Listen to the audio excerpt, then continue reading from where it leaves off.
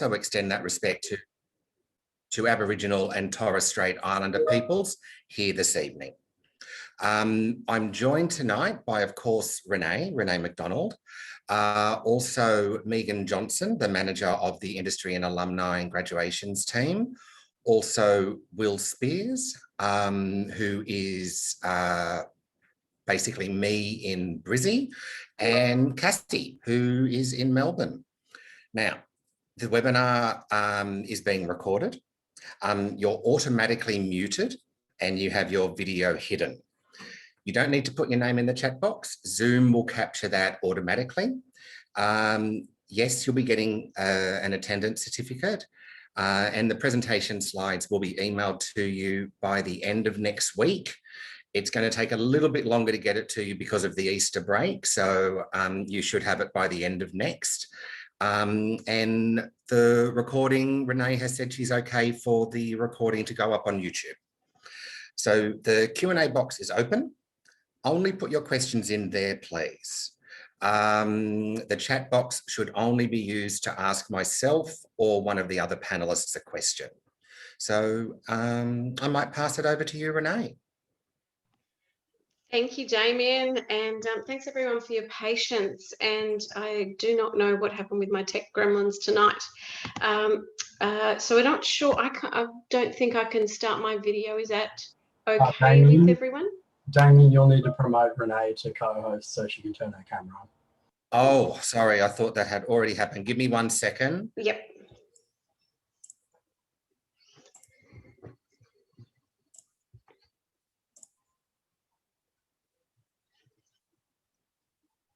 You should be co-host now. Okay, excellent. Thank you. All right, so welcome everyone. Hello, yay.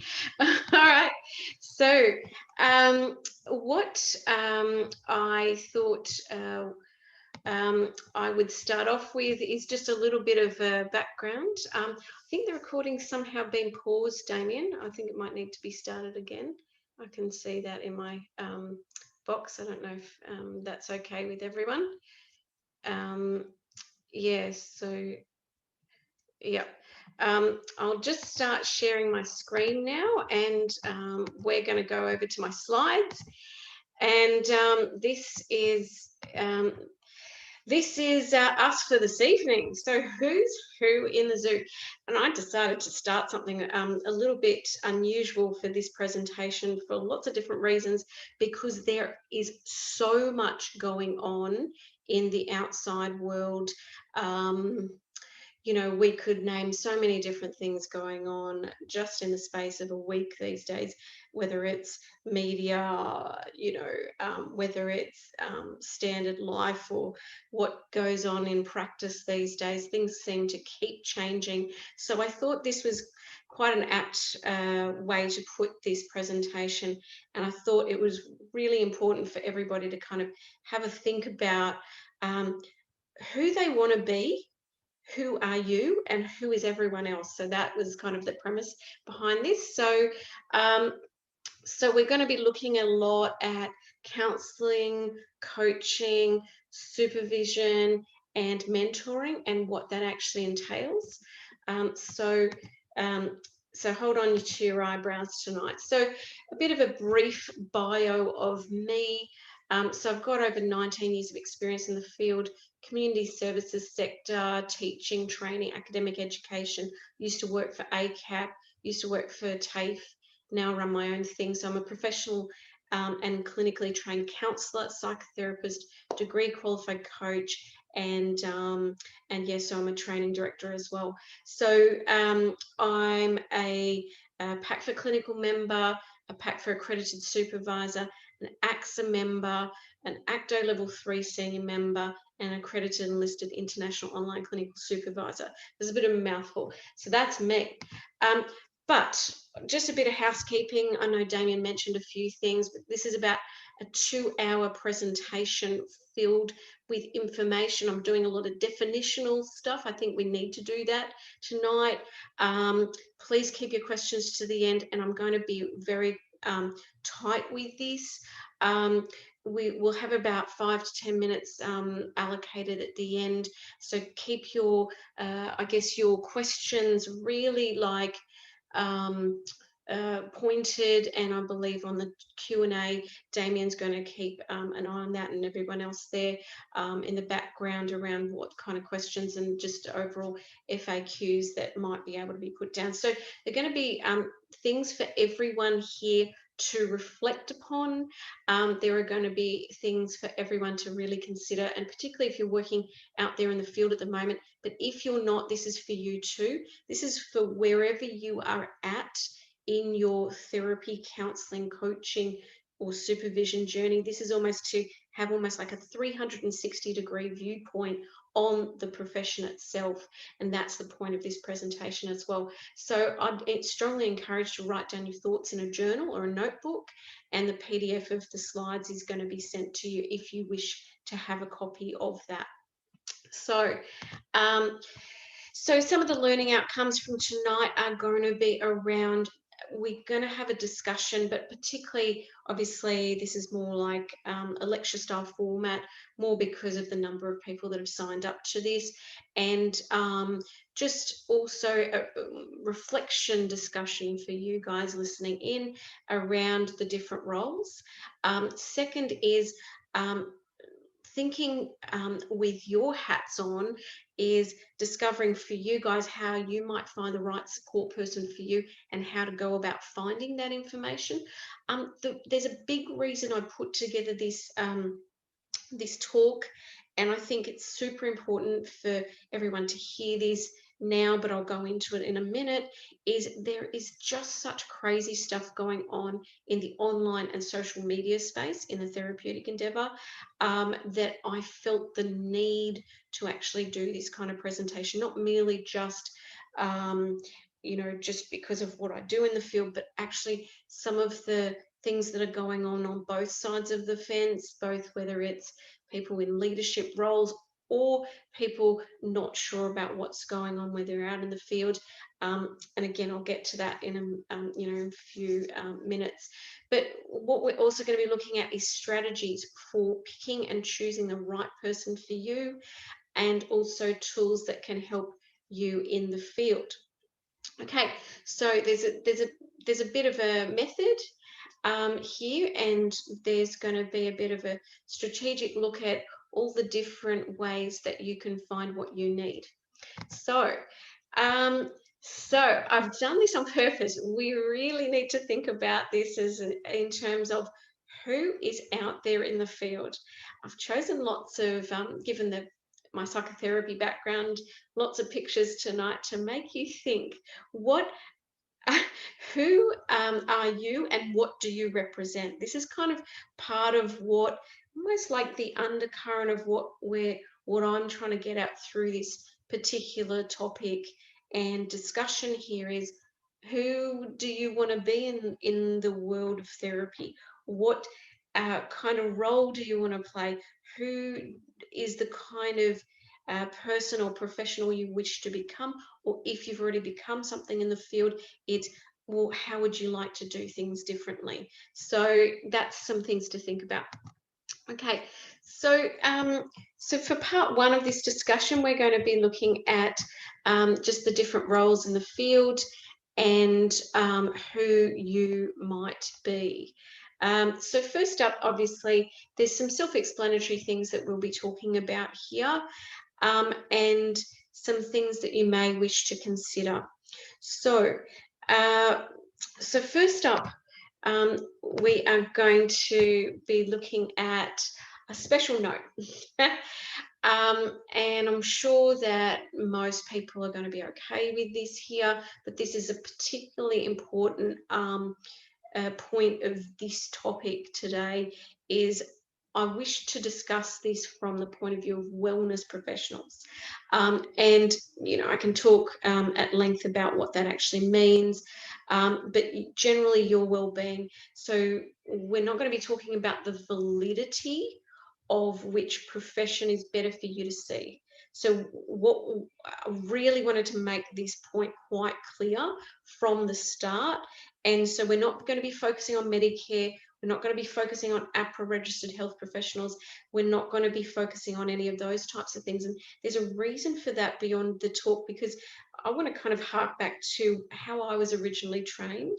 About 20 odd years ago, I did my original training with ACAP. And there was a big push even back then for ACAP as a college, that we really talked about how can we service the person right in front of us best? How can we look at things from their perspective, not merely just from an empathy place, but how can we live in their shoes? So the focus here is going to be on preventative measures, not curative measures. And I'm aiming to help support you to think about how to avoid burnout. Think about how to be avoiding compassion fatigue and exhaustion. Now, a lot of people are already exhausted in the field, courtesy of the last 12 months of often, just keeping on going and non-stop. It's been pretty hectic out there, I have to say, just from where I sit, and a lot of my supervisees and mentors. And I wanted to kind of, take stock of and make sure that I made that point too. However, this is also the kind of presentation for you guys to think about, well, what can we actually be doing to ensure that we look after ourselves? Because we can only look after ourselves, and we can only look after what we know how to look after. And sometimes it's a bit like the Johari's window, if anyone knows that. It's that sometimes we don't know what we don't know.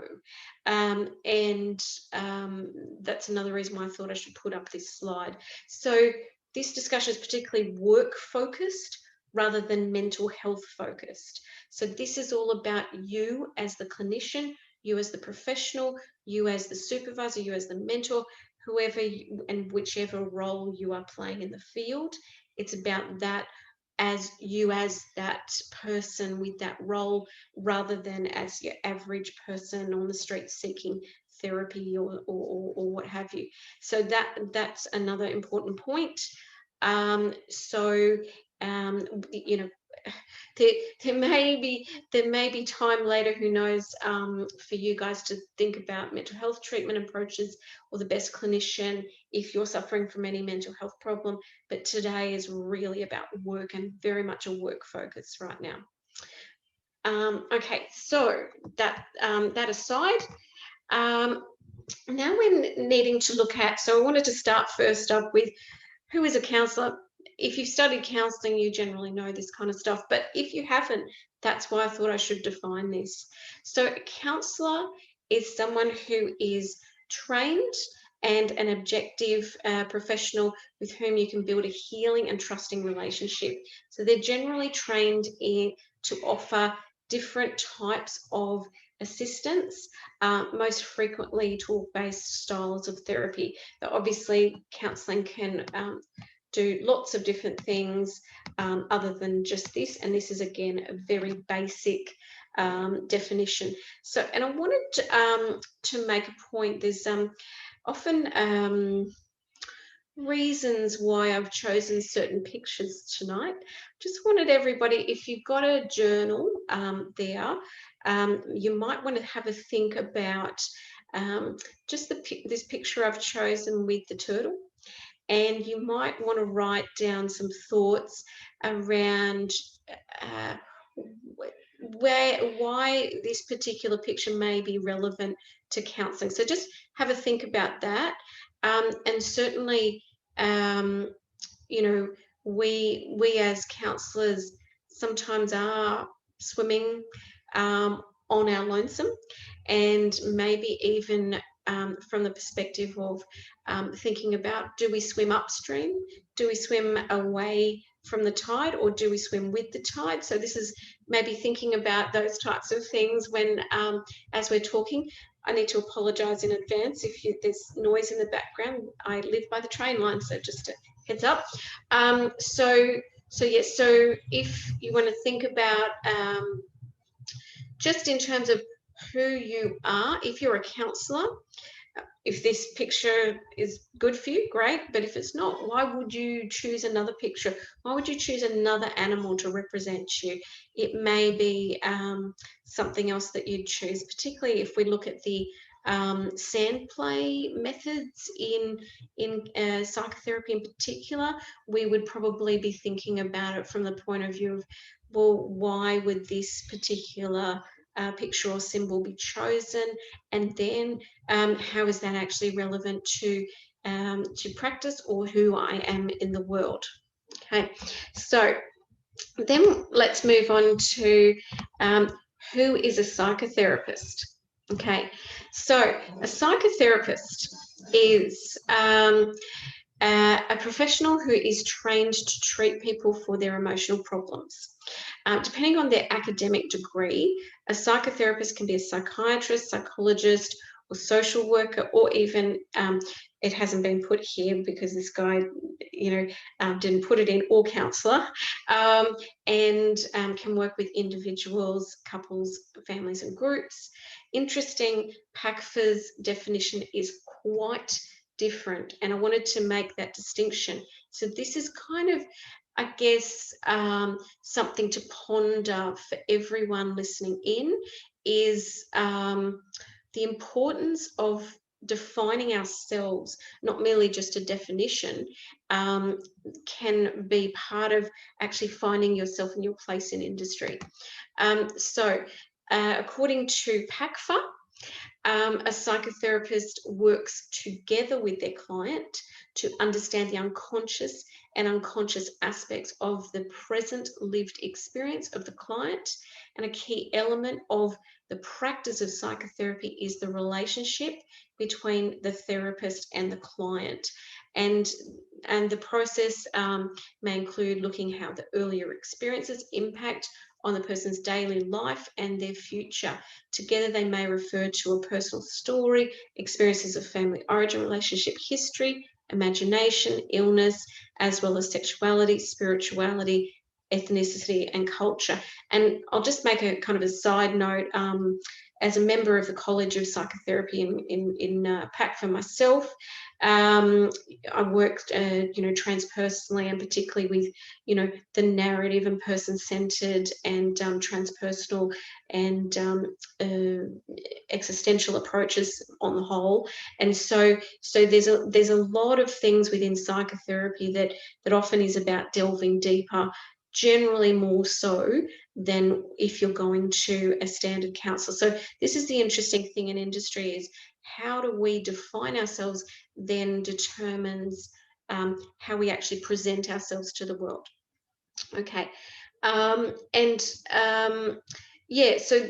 as you can see, that definition is quite different to the first definition, which sometimes is what can cause, I guess, fractures in the industry about what is it that you actually do as a psychotherapist, and how can you actually help me, and should I be coming to you as a psychotherapist over, a social worker or psychologist? And as I mentioned, we can go down the other rabbit holes, but it's just really important to go, well, who am I then in the field? So who is a coach? And just for the sake of everyone, some of you may or may not have studied coaching. A lot of counsellors haven't. But at the moment, I wanted to make a point that there's a lot of counsellors and psychotherapists and psychologists and social workers, and I'm seeing them on a regular basis in the internet and social media space now calling themselves coaches. But do you actually know, if you're calling yourself a coach, what you actually are doing? This is a real question. And so this is what's interesting and fascinating, but also important for you to think about. How do you define yourself? If you're a coach, what are the boundaries around what it is that you're actually doing? So the ICF suggests that a coach partners with their clients in a thought-provoking and creative process that allows them to maximize, as in the client or the coachee, to maximize their personal and professional potential. So coaches partner with their clients or coachees, and generally it's more on an equal stance to themselves, other than a support role. So so this is the thing about coaching. The coach generally sees themselves more as an equal, rather than having more of a power differential. So that's something to maybe even think about. Obviously, if you're a person-centered counsellor, there's not much difference there, but the emphasis on coaching is around maximizing your potential, particularly around goal setting, particularly around motivation, and particularly around achieving your outcomes that you desire, really setting those and laser focused in with those goals. And I will get to a few things about the ICF later on, if anyone is interested. But yeah, so that's also important to think about in terms of who is a coach. So who is a mentor? This is the really important part of therapy in general. You often find your supervisor may also be your mentor. But what if you hadn't planned on someone becoming your mentor? So this is something to think about. Generally, a mentor has your long-term career goals in mind, and they walk alongside you in your career journey or in your career path. So that incorporates the developmental and personal goals. It's all about that, them walking alongside you, but also they're just a little further along. You can usually turn to them in your hour of need. So if you're absolutely desperate about a particular client situation, you can't actually get hold of your supervisor, a mentor might replace that. Mentors are generally paid less. They may be only, a year more further along in the journey of their therapy career than yourself. It doesn't necessarily mean a mentor will be like loads and loads more experienced than you, though they'll tend to have a bit more wisdom. So some mentors charge and some are free, so that's something to think about. Mentoring is helpful if you need ongoing support or ongoing support instead of coaching. So it might be all about your career goals as well, but essentially if you have specific career goals that aren't being met in coaching or supervision or your own therapy, a mentor might be the kind of person you go to say, this isn't working for me. What did you do when you struggled with this? How did you work through that? Certainly over the years, I've mentored lots of clinicians, and that tends to be the role of the mentor. Is it's usually when someone will come to you when you like when they're really struggling, or if in my case I've gone to some mentors when things are really kind of rough in the field, and it's not just as simple as I need to talk about this client, or I need to go to see someone about how my client load is impacting me personally, or any of those kinds of things. So it's essential to really think about when you need a mentor versus when you need a supervisor versus when you need a coach, and that's it's important to think about here. Okay, so finally, who is a supervisor? So a supervisor, according to Carolyn Gilbert and Stokes, they provide a respectful space where the supervisees will learn, grow, and share. Usually they'll have client case studies or just client cases to bring to supervision, and you reflect upon them and implement such learning into practice. Again, I mentioned before, it might be where the personal meets the professional, though in supervision must focus on the work of you in the field and the work of you with your clients in therapy. So there's very much a focus in clinical supervision about the work. In mentoring, if I'm comparing those two, mentoring is much more about your personal journey and how you become the professional that you need to be. In supervision, it's much more focused on work first with the person's stuff, and your life journey stuff being secondary. So it really is about what the focus is here and how that focus shifts and changes depending on the role someone might be playing in your support team. So I guess, in a nutshell, all of these definitions are super important because we need to help you guys figure out for yourself, who do you want your support team to be, and who is it that you need to turn to? And we'll be getting to a few different tools soon. So you may want to then now jot down, based on these definitions, if you've got some paper there, what are you now thinking? I'm hoping now I'm giving you some ideas of the types of people that you can go to and that may be interesting for you to reach out to. And then at the end of the day, who would you want to choose to come to? Would you want to go to a mentor first and then a supervisor second? Or do you need a supervisor first?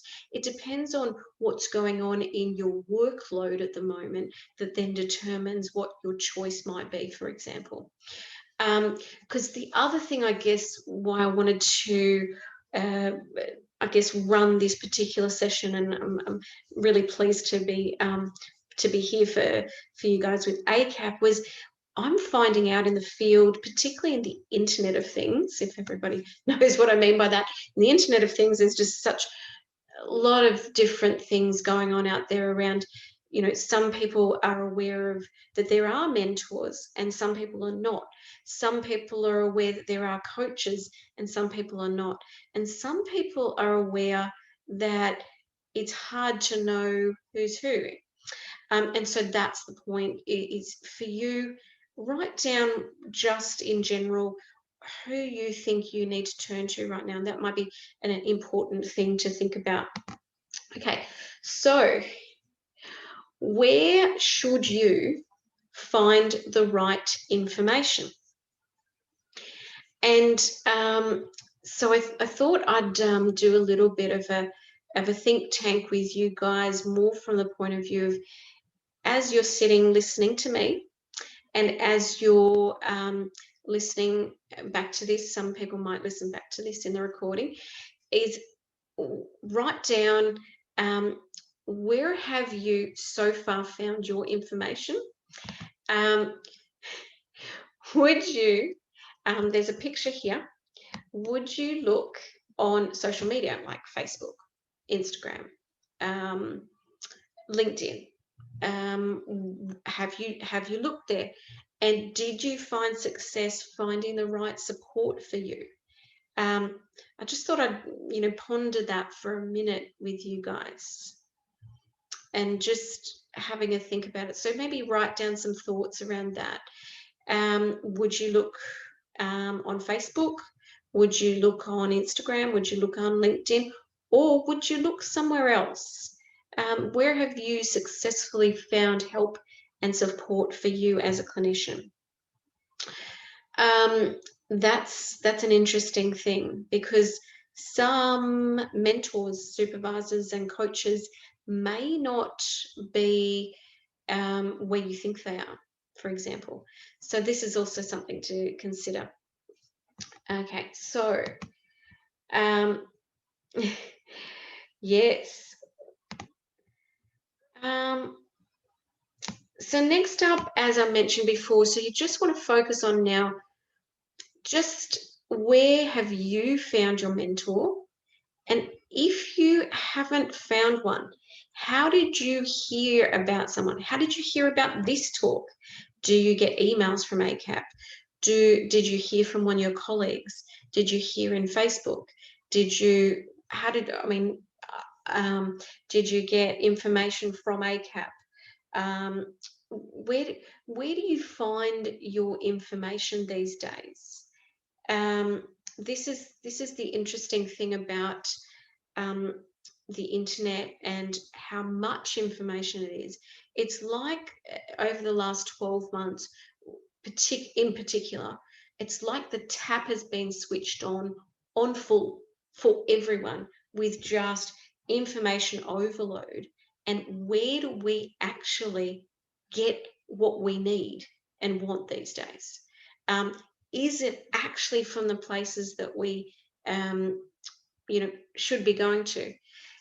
So there's a few things to consider, and certainly I've had my fair share of ups and downs. If anyone has heard a little of my journey over the last 12 months, I mean, I'm sure you guys have had your own fair share of ups and downs. Everybody seems to have, and it's important to know that there's some Facebook groups and some LinkedIn groups and some social media groups that are really positive, but certainly there's a lot that aren't, and it's super important to just be aware that there may be ulterior motives of some clinicians or some practitioners, and there may be in some areas where it's more open, and it's hard to know what you're stepping into. So this is important to think about, is what are you actually stepping into? Which group are you stepping into? How do you know that the group is going to be run well?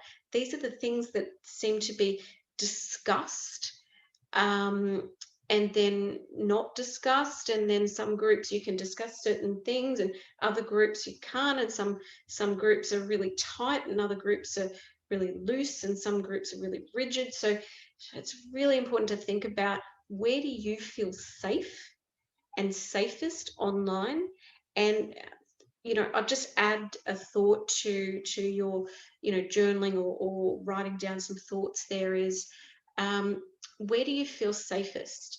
Is it that you'd prefer to make a phone call? Would you prefer to write an email?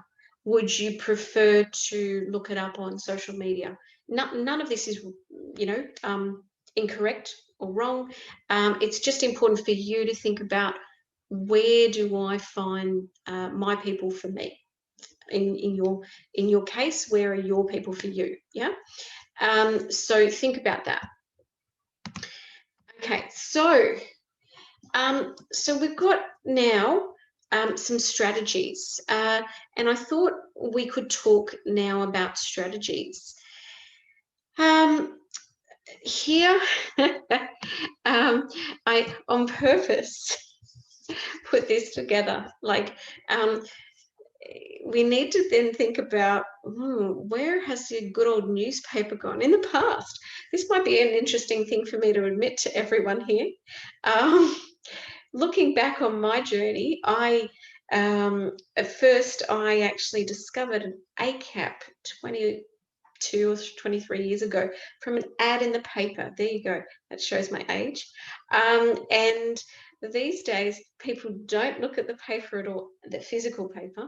If you do look at the paper, you'd probably look at, News or SMH or The Age or whatever you look at, The Australian, any of those, you'll generally see them online. Most people are not picking up the old rag, but it's just really interesting to think about that there still are those kinds of strategies, and there's mags and magazines you can pick up, but really, when we really deeply think about these things, you won't find as much information in the old school methods. And not to say that there's anything wrong with those methods, it's that life really has moved on, but then also it's like, well, where has it moved to? And who knows what's really going on? Is your finger on the pulse, or is it not? Some people would suggest that we're in such information overload that we're now in problematic territory. So just think about that for a second. Certainly, we really are at a stage where we need to think about which strategies are going to work best for us and not worry about other people around us. Okay.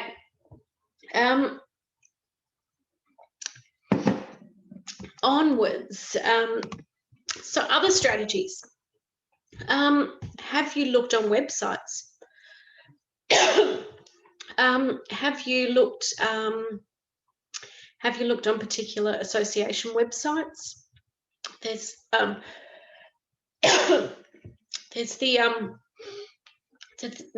ASW website here, for example.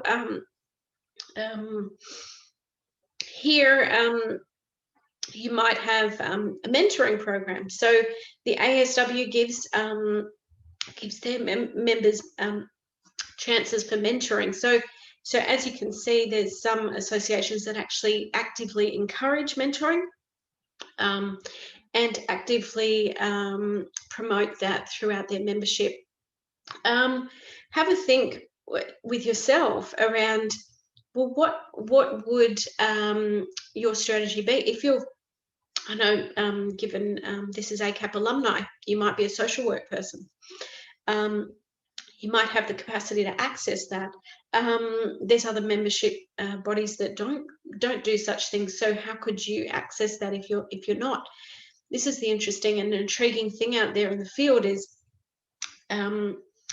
it's a little bit of a dog's breakfast, as you can see, and a little bit like, my suggestion these days is it's buyer beware, and it's really important to think about who is the person in front of you, what are their qualifications, what are their skills, what are their attributes, and do they suit you? Are you aligned to them?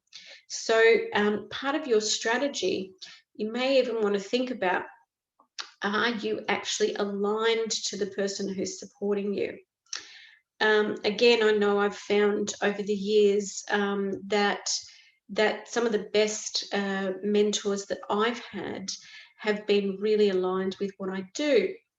Though at other times, for around 10 years, I was supported in a clinical supervision manner by a social worker, and I was a counsellor. So it doesn't necessarily mean we have to stick to our own profession to get good mentoring. So these are the things to consider. Okay, so another strategy could be, does everyone know here that there are actually supervision associations? They are outside the standard pack for ACA, ASW and APS. So there is the Australian Association of Supervision, and then there's also the Australian Clinical Supervision Association.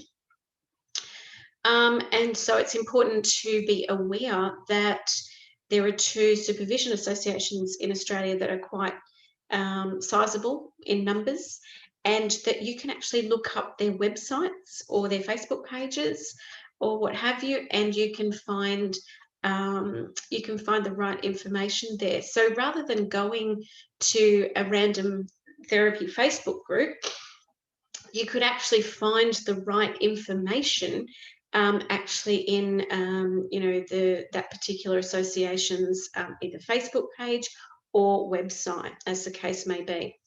A lot of supervisors are listed on these various sites, and you guys might be able to find the right person for you there. So most supervisors tend to be mentors as well. Often we have that as a hand-in-hand kind of a job. It just depends on, is the supervisee needing more support from us or less, or is it just a role of we're just seeing someone monthly? I know myself, I've certainly mentored lots of people through the field, and it just depends on what somebody is actually needing as to whether I can help them or whether I need to refer them on. So the important thing for everyone to think about, again, just reflecting on this, because this is very much a reflection discussion and presentation is for you thinking about what it is that not only you need, but is someone in alignment, and where am I going to find the right person? Do you care that they're a member of a supervision association? So, for example, a number of my senior colleagues, including myself, are members of supervision associations as well as counselling associations. So that's, again, something to think about. Then there's obviously the obvious choices like the Australian Counselling Association, and also there's PACFA. So as most people know, but just clarifying for everyone here, there are the two major counselling associations in Australia, ACA and PACFA. And ACA certainly has more members than PACFA, though it just depends on you guys. If you're going to join an association, you've got to make that decision for yourself. The important thing to think about, though, and the reason why I'm mentioning this here, is on these websites, you can actually find, one of your strategies could be to actually look up the PACFA website, or to look up, in other people's cases, the ACA website. So I don't know if everybody's aware of this, but if you're an ACA member, you can go to a PACFA member for supervision. And same goes vice versa. So PACFA members can go to ACA members. The main thing tends to be across the board with most associations, you need someone with at least 5 years experience, and usually at least degree qualified. So you'll need to make sure that you look into that if you're looking for a supervisor. Okay, so if you're looking, the ACA and PACFA both have ways of finding. And so I'll just go to this here. So just this is an example on PACFA's website. As you can see, a little picture there on the left-hand corner is you can go into the Find a Therapist area, and you can actually search by an accredited supervisor. So you can find a supervisor that's really going to be good for you, or the right kind of person for you. If you wanted to find someone who specialises in mental health and is an accredited supervisor, you could find that in PACFA. The same kind of thing in ACA's search bars. So I guess for you, thinking about that is, just like your clients can find you if you're listed in ACA or PACFA or ASW or APS. If you're listed, then the clients can find you, but you can also find, often we forget about these things, you can also find your relevant supervisor or a mentor, or your local colleagues. A lot of people and a lot of clinicians, particularly new clinicians coming out, so if there's new people who've just recently completed their degrees listening in, this is something important to think about, is a lot of people said to me, how did you start networking, Renee? How did you do that? Well, I actually looked up my PACFA membership, and I actually got on the phone and I actually called some of the local counsellors, and we got together for coffee. So I've done those kind of things at times where I've met up with some of the local clinicians, or I've then gone to professional development, local events, met some of the local psychologists or counsellors at those events. And so it's super important to think about, how can you get yourself out there that may not just be on social media. You can also just pick up the phone. Might seem like a cold call, and that's a bit nerve-wracking, but I guess you never know until you give it a go. Certainly there's been lots of people that I've met and gotten to know through that kind of process of networking, and that I've found to be quite a helpful way to actually have people either who mentor me or do some peer supervision. At the moment, I'm doing peer supervision with a colleague, and we got to know each other at a few conferences. So you just don't know who you're going to run into at these kind of events, I guess, is just thinking about it from that perspective. If you can put yourself out there a little more than you are, maybe you might meet your next or future mentor. The other reason, I guess, for this discussion is you don't have to stay with your supervisor for life. So a lot of people assume you start with a supervisor and it's like a for life kind of thing. It's just like a therapist. You can finish up with your supervisor whenever you want. You can start and finish whenever you want. And it's absolutely your choice. If you don't get adequate supervision, move on to the next person. And I guess this helps breed more healthy culture within the overall industry in general. And I've found it to be important at different points in my career that I've literally hit a ceiling with my supervisor that I've needed to actually move on to another supervisor. So it's important for you guys to think about, well, am I at a different stage? Do I actually need to find someone who is more aligned with me, or do I need someone to challenge me? So think about it from that perspective. Do you need someone to challenge you, or someone to align with you, or someone to hold your hand? That's probably the biggest things to think about here. The other thing and other place to find people is with the ICF website. So you've got, and that's in the little corner, and you'll be able to get these notes later, but it's coachingfederation.org. If you don't know who they are, that's the International Coach Federation, and that's ICF. And if you are looking for a coach for your business or your practice, or just for you personally as a life coach, super important to think about a degree qualified coach, or if they're not degree qualified, extensively qualified. Problem is, at the moment, across the sea of the internet space, is there's so many people suggesting they're coaches when often they're just directing people on what to do, or telling them what they should or shouldn't do. And I'm actually I've often seen a bit of scary stuff out there, unfortunately. So it might be important to mention that I'm degree qualified as a coach. There's a lot of clinicians that are. You can just look up ICF.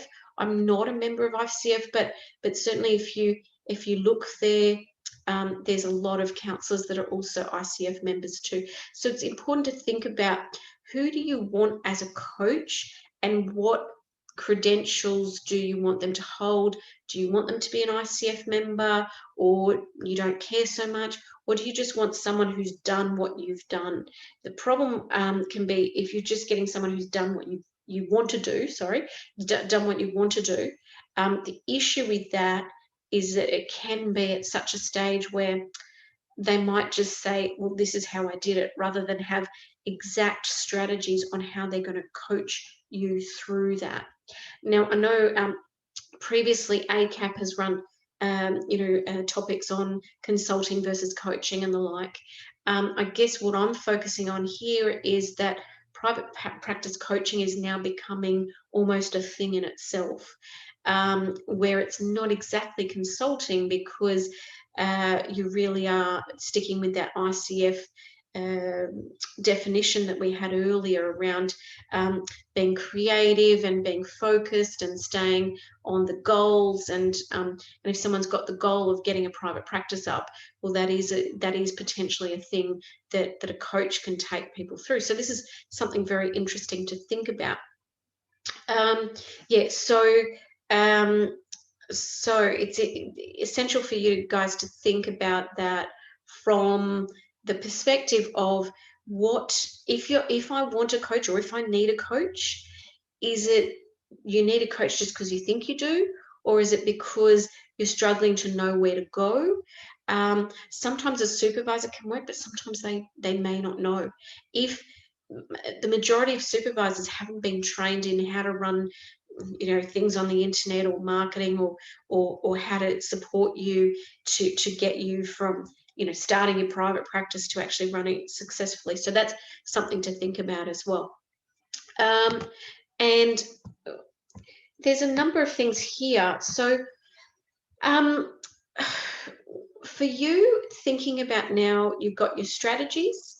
So we've looked at who is who and what are those strategies. Now we've also looked at who's who. We've looked at the kind of places you can find things in terms of your strategy to find someone to support you. Now we're looking at tools. So tools are kind of things that you can grab hold of that might actually support you or assist you.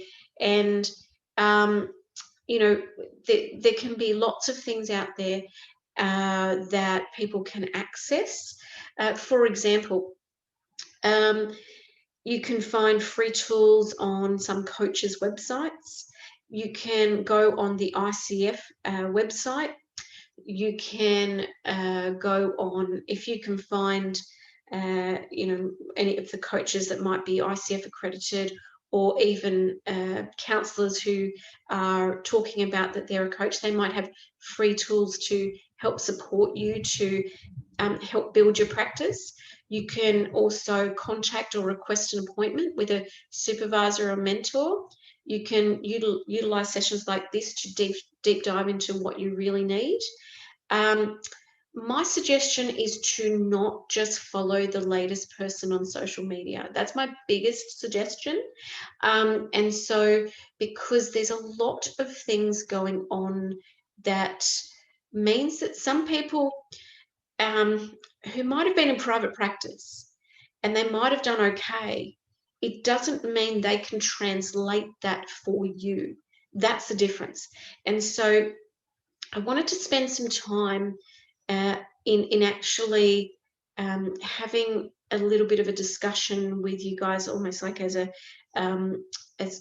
imparting some knowledge and wisdom around what might be able to help you with this tool part. So if it's okay with everyone, what I'm going to do is I'm going to do a whiteboard reflection to help you find the right support for you.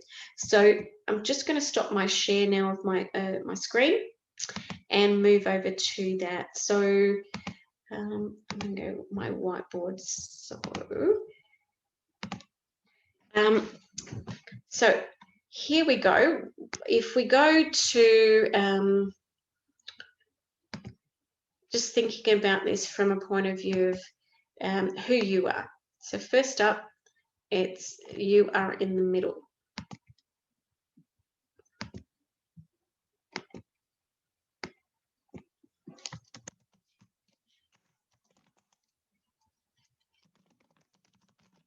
Whatever kind of practitioner that you are, whether it's you're a counsellor, you're a coach, you might be a mentor yourself, you might be a supervisor, it's whatever you are in the field, thinking about that. You want to think then, if we can have, going to have these arms off, is we're thinking about you from a point of view of your wellness. And this goes back to what we were talking about in terms of your wellness, but also your just generally the kind of support that you might need to run a successful either practice or if you're out in the field in an organisation, successfully working in an organisation. So generally we look at this as what's the kind of support that you need. You might need a clinical supervisor. Generally, that's what we're looking at. So we look at things from a point of view of clinical supervision. We also might look at things from a point of view of supportive supervision. Now, there is a big difference. And in supportive supervision, your supportive supervisor might be different to your clinical supervisor. If you're working in an organisation, your clinical supervisor might actually be either your boss or your kind of line manager, or someone above you, might be a team leader, depending on where you're working in the field. So then beyond that, you've also got supportive supervision. So supportive supervision might be someone that you actually it might be someone you hire externally. And if you don't hire that person externally, you might be instead, you might be looking at finding a mentor or supportive person. Okay, but then you might even have, separate to that, someone you actually go for mentoring. Okay, so, and this person over here may be different to your supportive supervisor. Certainly, when I was originally trained, they recommended at least 2 supervisors if you're in the field. But you may have 3. Some clinicians I know have 3 or 4, but more from the point of view, not to let everybody stress out heaps of money, it's that if you have a number of clinicians that you talk to, it lightens the load, but also you might have some of them as colleagues that you have lunch chats with, and you might share stories, or you might join a peer supervision group or what have you. So there might be mentoring that takes place. It could be peer to peer, or it could be with a wise older or more senior, because sometimes in the field someone might not be older, more senior clinician. Okay, so then in the mentoring context, you may be talking to someone one-on-one, or it might even be something like, it could be group or one-on-one. So there might be a lot of different possibilities happening there. And if, for example, you're in private practice, you've just starting out, or even if you haven't just started out, but things are happening, and I guess I wanted to make sure that I had this discussion even from the point of view of if you've been out in the field a while and things have changed and you don't even know what to do yourself. I wanted to kind of come from that angle as well, because I have those freak out moments myself. We're all human. And so it's putting it over here around what you might need. It could be a coach, and if you need a coach, then it's who would that be? So thinking about, then, do you want them to be, hopefully you want them to be qualified. So think about that. So who and what kind of a coach would you need? And then think about it from the perspective of, if that person's qualified, do you want them to be an association member, or do you want them to just have industry experience? Yeah, so there's all those kind of things to think about here as well. So when you're considering your approach, you then want to think about it where you've got all of these different parts and different people who are supporting you to do your work, as well as, sometimes it can be reciprocal. So if it's peer-to-peer, you might be helping someone and they're helping you. That's the beauty I found when I first kind of stepped into private practice, was that I had clinicians from my previous workplace that we still met up with. And so it's thinking about you as just as a person out in the world, is who can I turn to and who is going to work for me? That at the end of the day, it needs to work for you, but also how can you give back to? So there's a time for everything in our careers, and it's also then thinking about, if you aren't getting what you need or want from your current supervisor, do you need to hire an external clinical supervisor who's more supportive? Or do you need to then do something else entirely, which could be something like career coaching, or it could be career counselling. So there's some things to really think about here.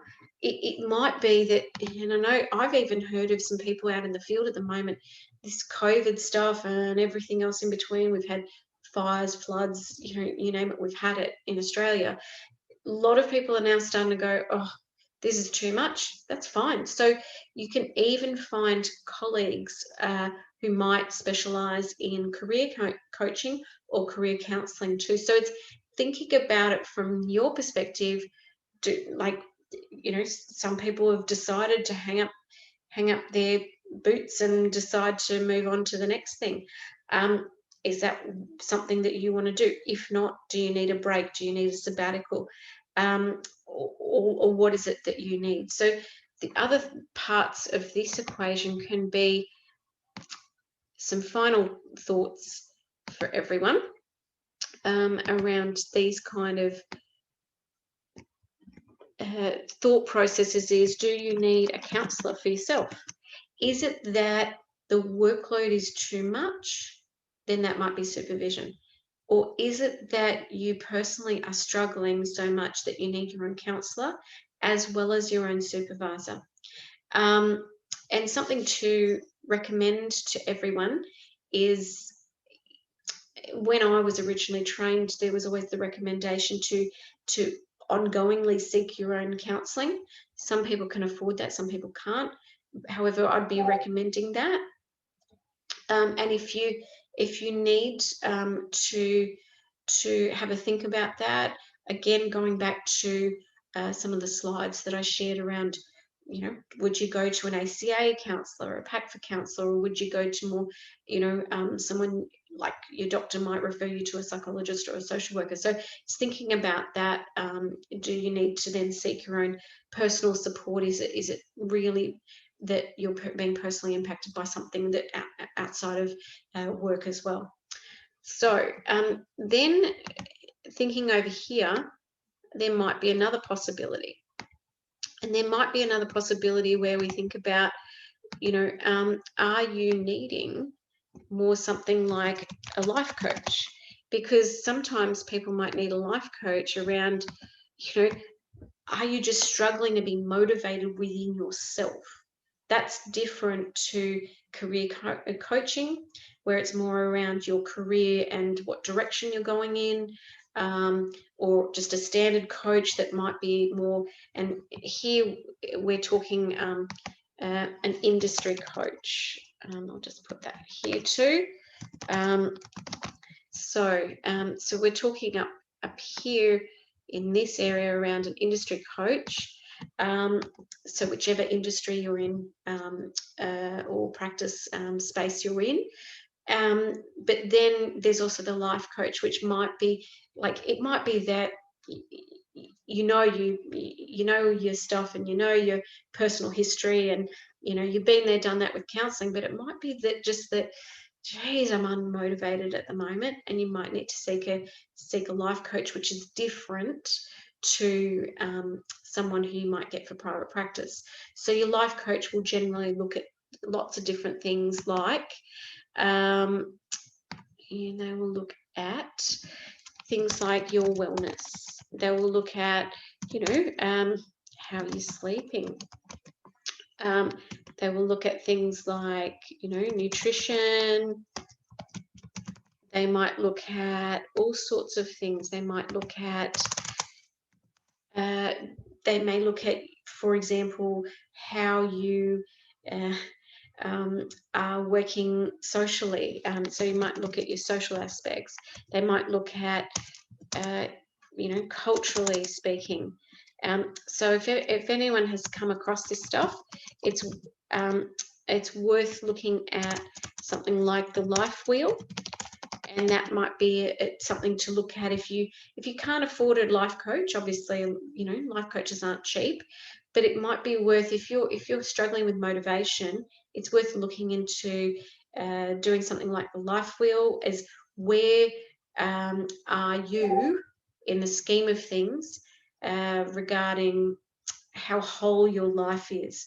The thing that certainly, you know, all the different disasters that have happened around the world over the last 12 to 18 months, that's happened, it really has impacted on people's capacity for balance. So what I would suggest is life coaches often looking at that balance.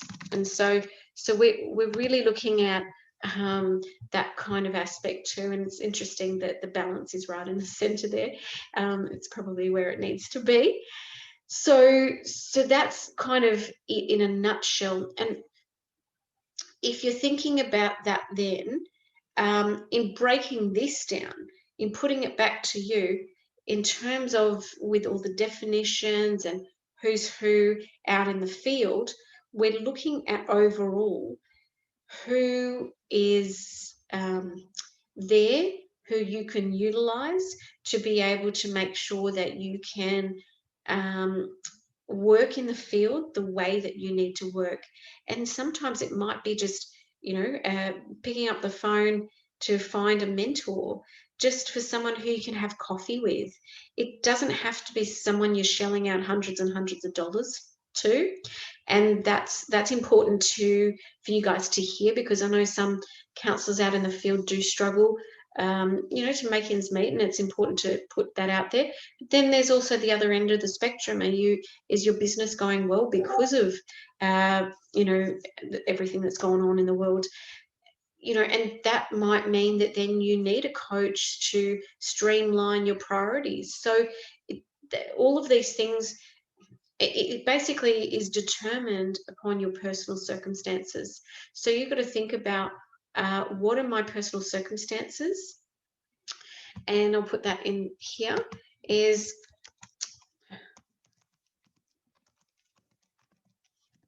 what's going on for me.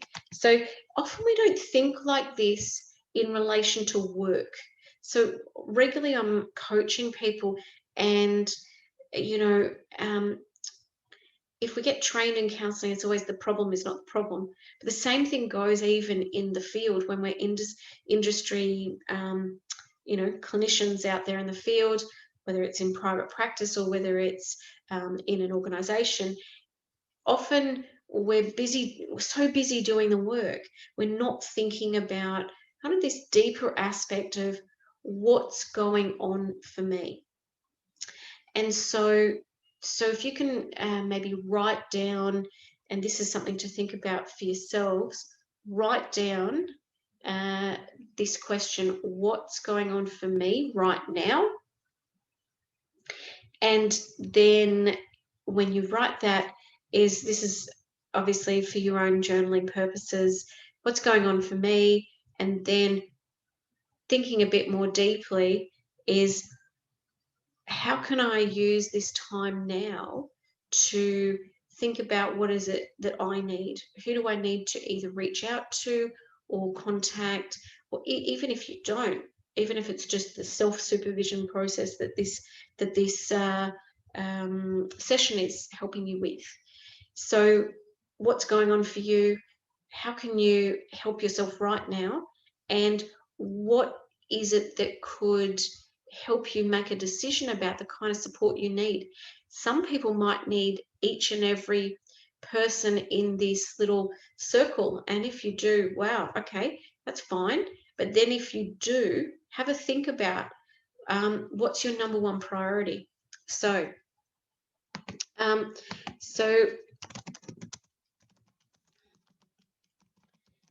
what's your priority? And what I guess I mean by that is, for some,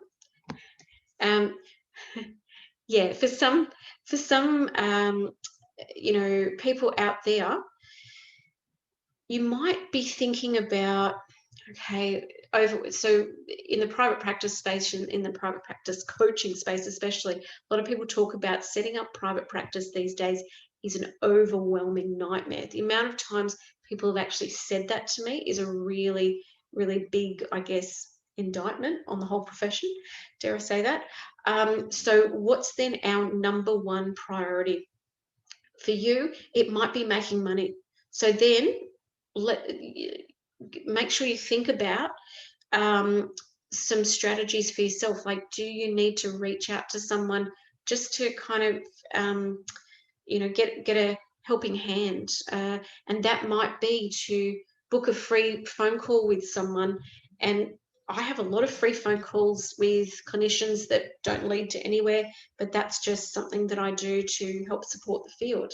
So that might be something you do. You can reach out to someone like me. It might be that you find another supervisor or mentor and you pick up their free 15-minute session if they're doing coaching. That might be that for them.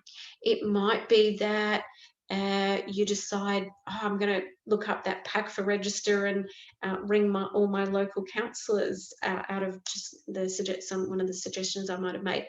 You know, it could be that you're needing to not feel so alone.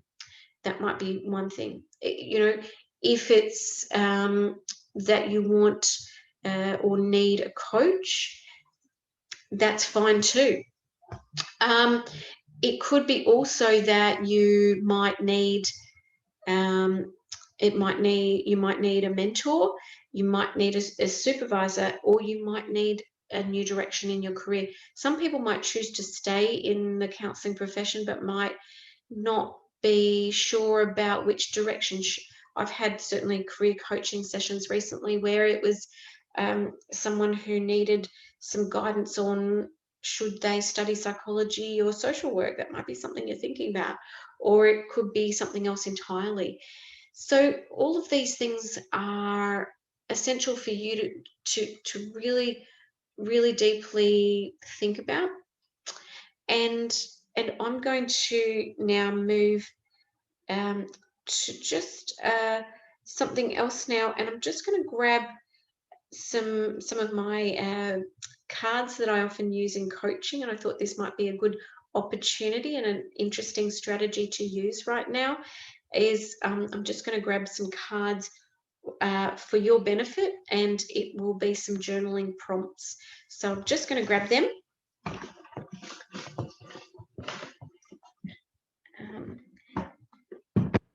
And these are all about boundaries.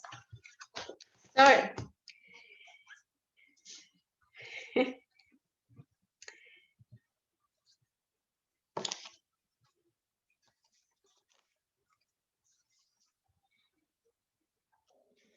this is an interesting thing to think about.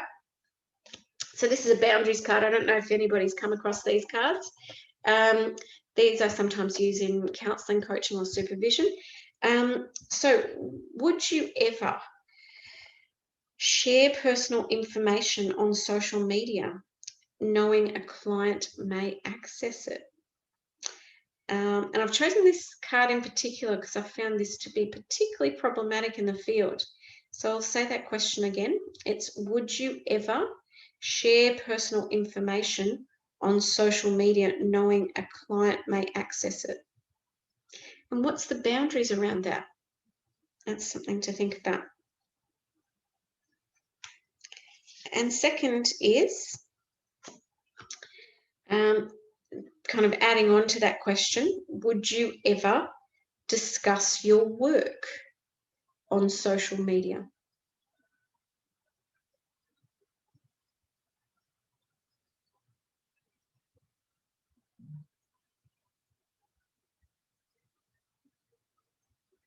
And so I'll give you just a little bit of time with that.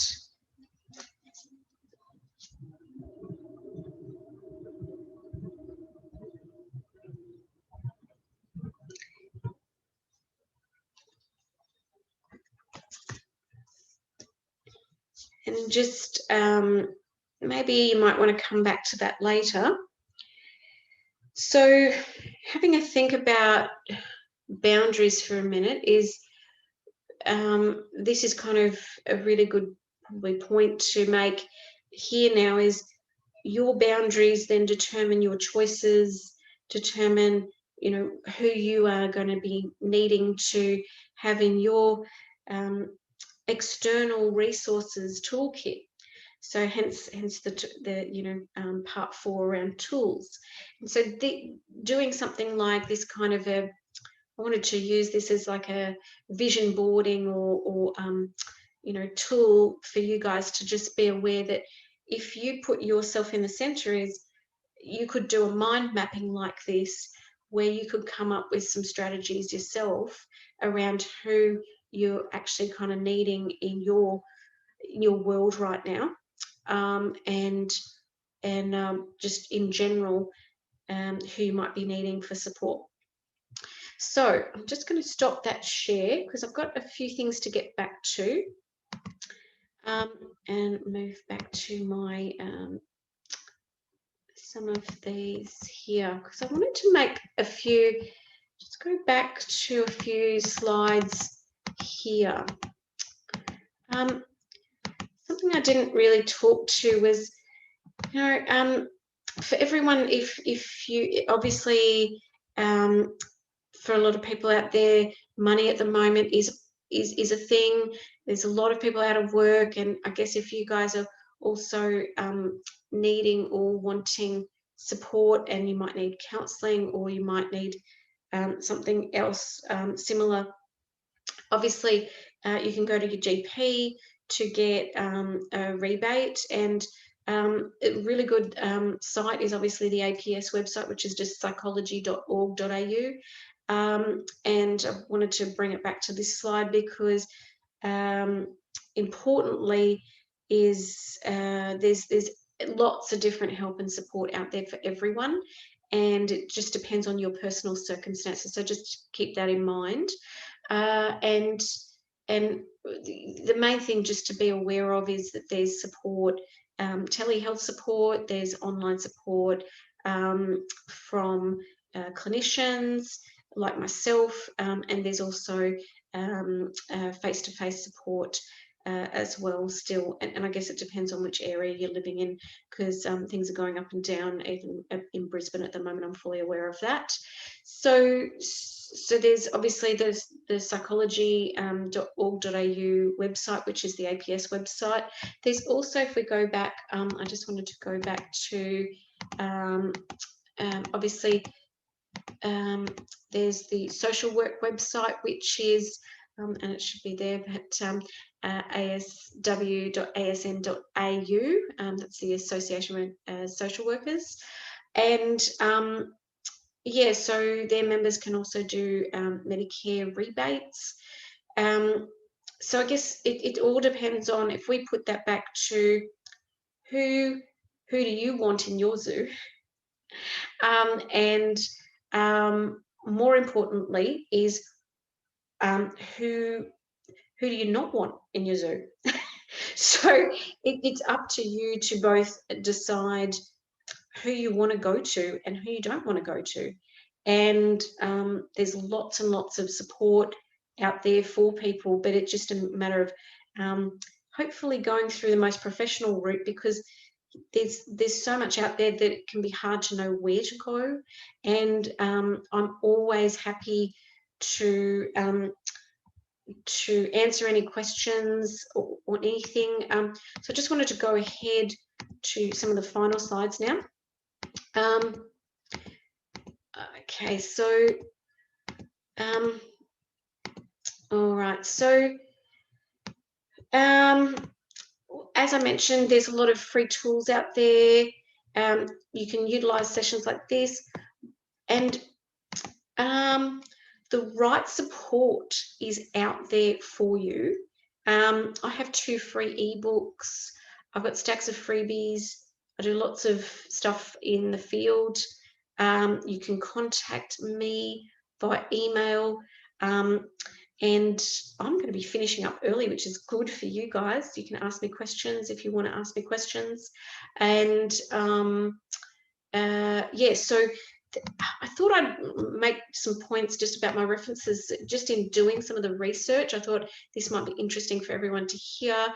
Is there's some really good websites out there around, you know, mentoring, supervision, you know, coaching, and what have you. So there was one in particular that I found fascinating around, and it was the Sherman article, and it was basically around, you know, who's who in mental health. So if you're wanting to find out because today it was more about who's who in the general wellness sector rather than just solely mental health. If you're wanting to find out more, I thought that was a really good website, and it's on Psychology Today.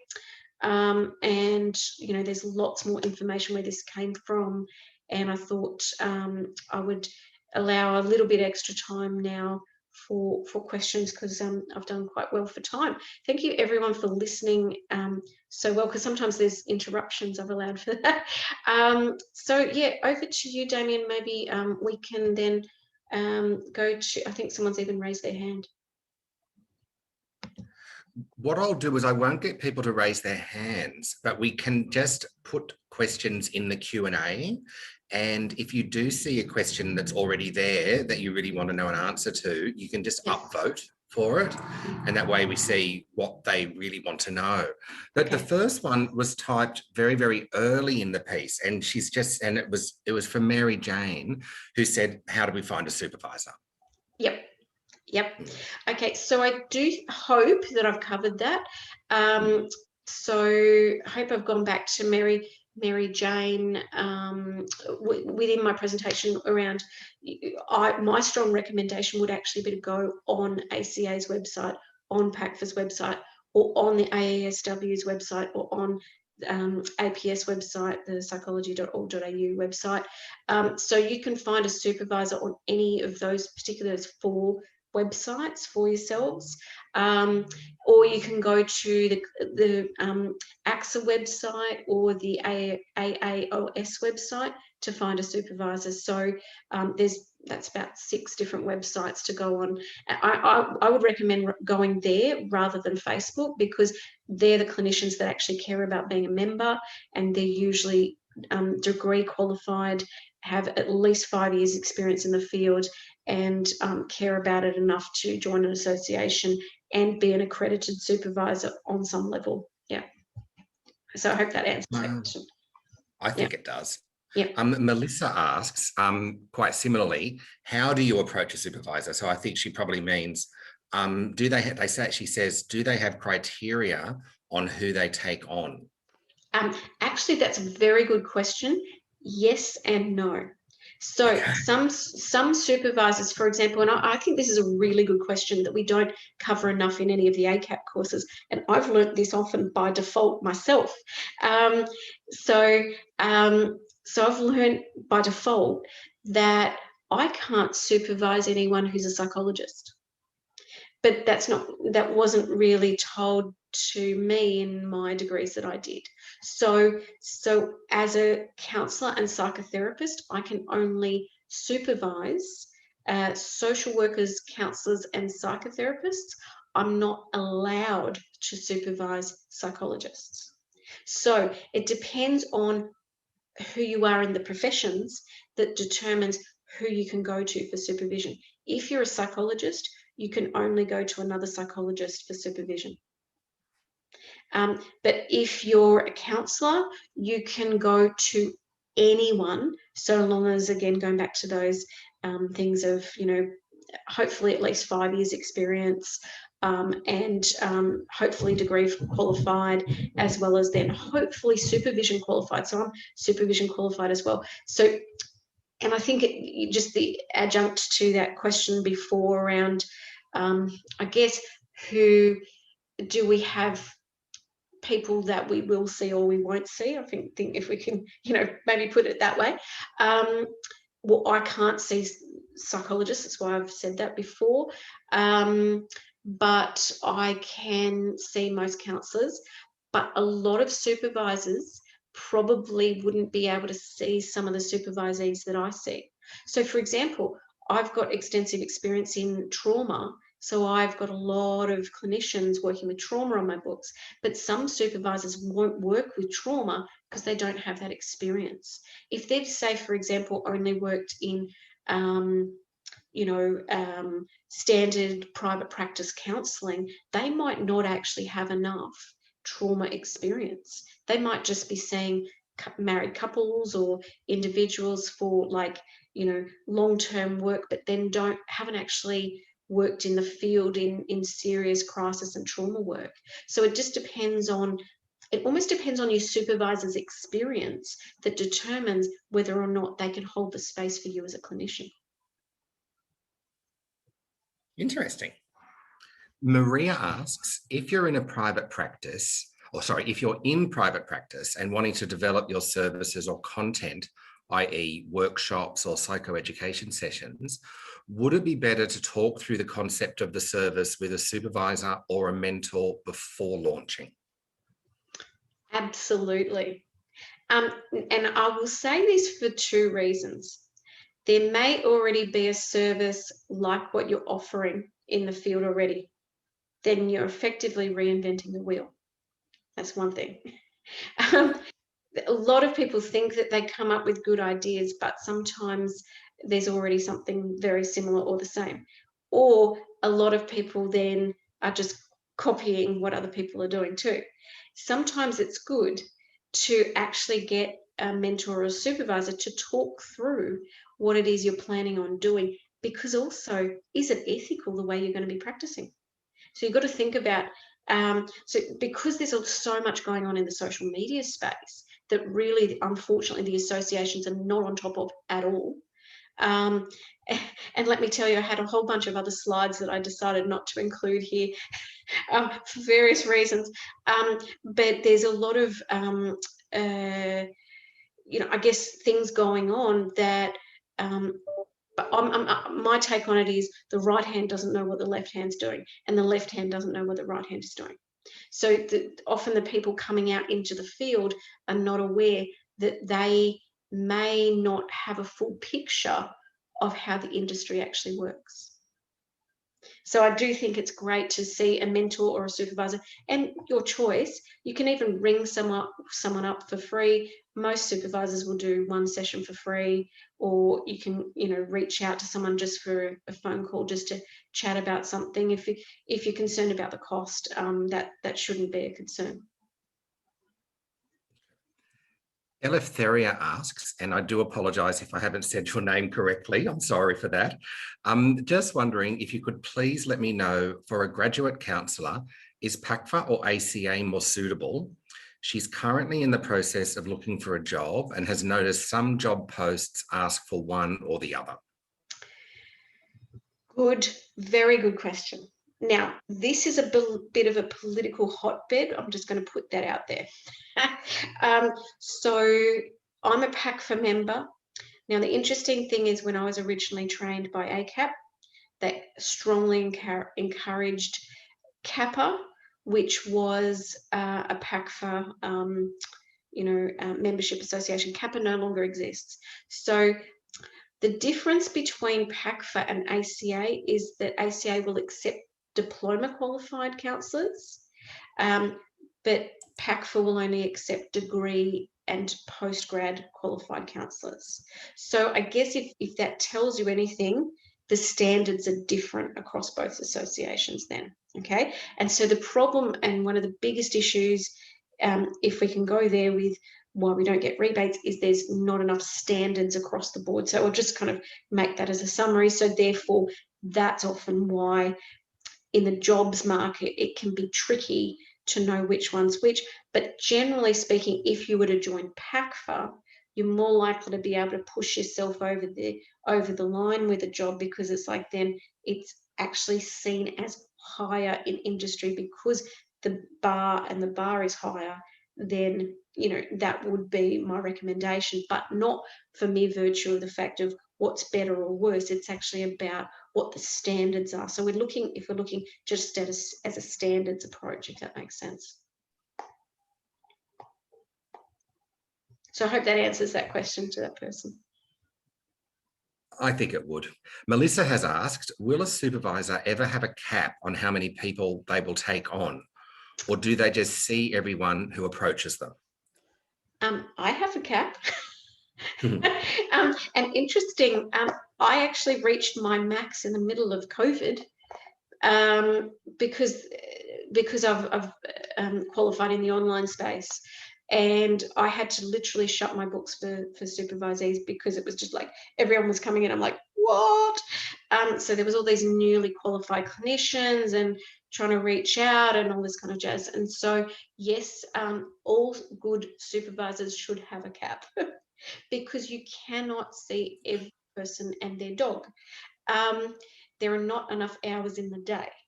However, what I'll say is, you know, it's all about, it's got to be a give and take process. And sometimes for me, for example, I've had some people retire recently and other things like that. So then I'm able to open up like spots and what have you. But there's also some supervisors that don't have heaps of work in the field too. It's almost like you've got to just put your feelers out to find someone who's going to work for you, as well as then do they have the space, you know, for you as well. Thank you. Tim has asked, when you refer to a degree qualified, or sorry, let me say that again. When you refer to degree qualified, does this mean masters only, or can it be grad dip or bachelor as well? Bachelor or grad dip or higher, yes. Yeah. Because if we look at the, even the APS, the psychologists or the social workers, that's minimum of bachelor there. That there's never been a discussion around a minimum of masters, except if, you know, heaven forbid there was ever a licensing issue in Australia around you know, becoming licensed counsellors. That's what the way America went, and then you probably need a master's at that rate. But I don't see that happening in the next 5 years, believe me. Yeah. So degree, absolutely. Going back to it, probably bachelor. Fantastic. Betty has asked, I graduated from ACAP with the BAS counselling, but she now lives in Malaysia. Can she join PACFA? And if so, can it be as a coach or will it be conflicting? Can I also be a coach? Will it be conflicting? That's all very good questions that I think I'm the right person to answer.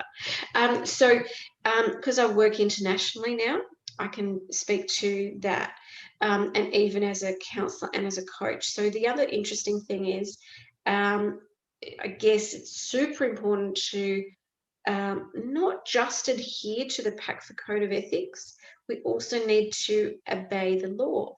So we also need to do both of those things. So there's the tricky conundrums between what the law says and what a code of ethics might say too. And they're two different things. And then also what business practice suggests, and again, a code of ethics. So there's some kind of a bit of grey lines there.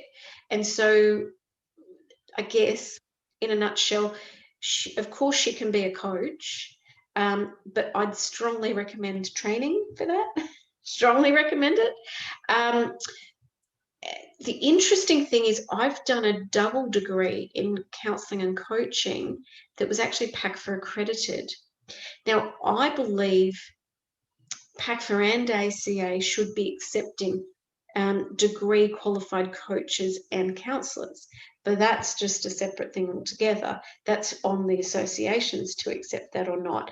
That's up to them to decide. And obviously there's the ICF and other coaching associations as well. So it's a tricky space. Basically, you can hold both hats, but you need to know what role am I holding, hence who's who, because I might hold lots of different roles, but I will never do coaching with someone I'm doing therapy for, or therapy as well as supervision with someone. You need to actually separate those roles out. So if, was it Betty, did you say her name was? Yes. Yep. So if Betty wants to become a coach as well as a counsellor, then absolutely she can, but please make sure you've got your qualifications going for both. Can she join PACFA from Malaysia? Maybe, but not certain. Okay. So a good question to get in contact with PACFA about. Absolutely. I'm not a PACFA person. Contact PACFA. I think if you contact PACFA, interestingly enough, I think ACA has stuff for international members more than PACFA does. So that's something else to maybe think about. is that if PACFA can't answer that question, I'd strongly encourage contacting the ACA, because ACA has an international members area, I believe. So there's something to that as well. So that might be something else to think about. Thank you.